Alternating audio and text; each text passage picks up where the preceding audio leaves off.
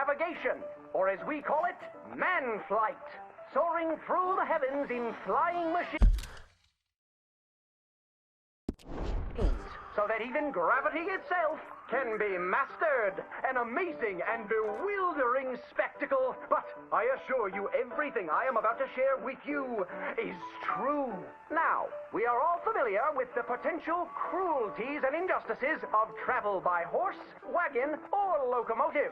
You are like to be beset upon by the infinite savagery of wicked men or bloodthirsty beasts that lurk in the bogs and plains of these tormented lands. But what if I told you, for a certainty, that man will soon be traveling across the heavens with wings like a bird?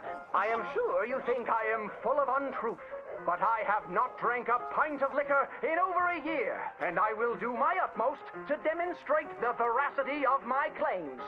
For 100 years, steamboats have engaged in passage along our great rivers, but a man by the name of Cecil H. Peck is in the process of inventing a steamboat for the sky. The only limitation on its speed, at which the porter can shovel on more coal. But parts of the country where coal is scarce, oars can be used in the skies to hasten your voyage and keep the passengers active while they travel.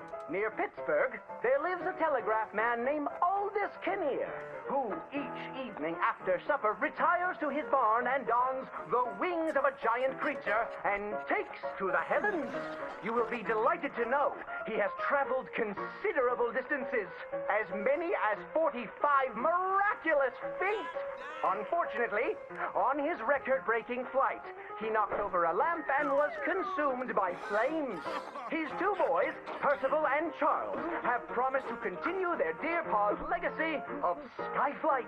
A whole heap of men are fashioning contraptions to take us to the heavens. A flying machine powered by a trusty donkey.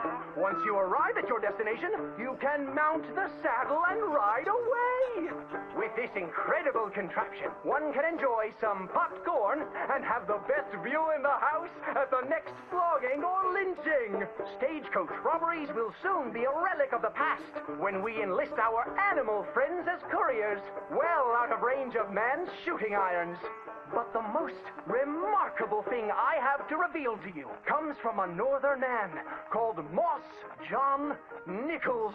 Imagine travel without ever getting into a saddle. No doubt you have heard accounts or seen in person the majesty of flight achieved by performers in the circus.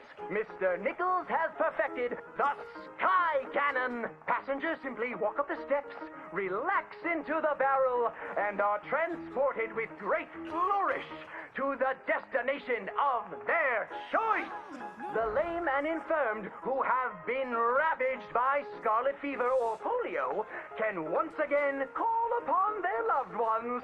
These newlyweds are all grown up, turned 17, said their wedding vows, and are off to visit New York City.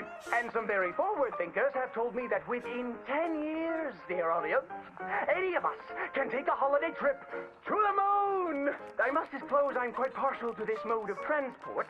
Ships and horses are like to sour my stomach. The future is in the skies, my friends. Look to the heavens. We are going to join him up there by and by.